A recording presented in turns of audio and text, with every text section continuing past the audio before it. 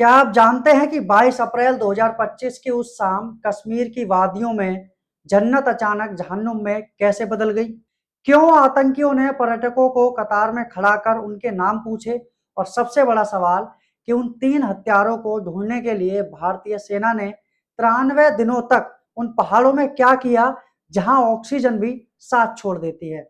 आज मैं आपको सुनाऊंगा उस खौफनाक मंजर की अनसुनी दास्तां और बताऊंगा आपको वो क्लाइमैक्स कि जब एक छोटे से मोबाइल सिग्नल ने उन दरिंदों का डेथ वारंट लिख दिया।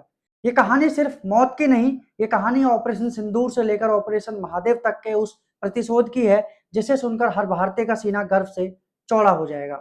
22 अप्रैल की शाम गोलियों की तड़तड़ाहट से गूंज उठी थी। उन कायरों ने निहत्थे पर्यटकों को घेर लिया और एक घिनौना खेल खेला। लोगों को कतार में खड़ा कर उनका धर्म पूछा गया।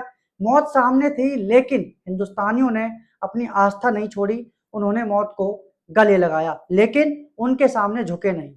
उस दिन इंसानियत हार गई थी, लेकिन नए भारत का संकल्प अभी जागना बाकी था। पूरा देश गुस्से में था।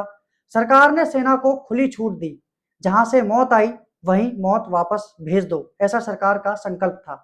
हमले के 15 दिन बाद शुरू हुआ ऑपरेशन सिंदूर।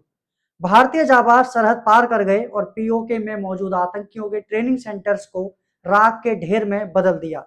100 से ज्यादा आतंकी ढेर हुए और पाकिस्तान को सफेद झंडा दिखाना पड़ा। लेकिन मुख्य हत्यारे यानी कि सुलेमान, अफगान और जिब्रान, ये तीनों आतंकवादी अभी भी दुर्गम पहाड़ों में छिपे हुए थे और यहीं से शुरू हुआ ऑपरेशन महादेव। 93 दिनों तक हमारे जाबाज उन बर्फीली चोटियों पर डटे रहे। ड्रोन्स और सैटेलाइट से हर झाड़ी पर पैनी नजर रखी गई। 26 जुलाई 2025 को आतंकियों ने एक बड़ी गलती की। भूख से बेहाल होकर उन्होंने जैसे ही अपना मोबाइल ऑन किया, दिल्ली के वॉर रूम में उनका डेथ वारंट तभी छप गया। रात के अंधेरे में पैरा स्पेशल फोर्सेस ने महादेव रिज पर धावा बोला। 10 घंटे की खूनी चढ़ाई के बाद सुबह होते होते मास्टरमाइंड सुलेमान अपने साथियों के साथ मिट्टी में मिला दिया गया। जांच में वही हथियार बरामद हुए जिनसे बेगुनाहों का कत्ल किया गया था। न्याय यहाँ पर पूरा हुआ। आज पहलगाम में उसी जगह एक शहीद स्मारक खड़ा है, जहां लिखा है, मेहमान जो हमारा होता है वो जान से प्यारा होता है। ये उन दरिंदों को जवाब है कि तुम गोलियां चला सकते हो पर हमारी संस्कृति को नहीं मार सकते। इतिहास गवाह है कि भारत ने कभी किसी को बिना वजह छेड़ा नहीं है, लेकिन जिसने छेड़ा है तो फिर उसे हमने छोड़ा नहीं है।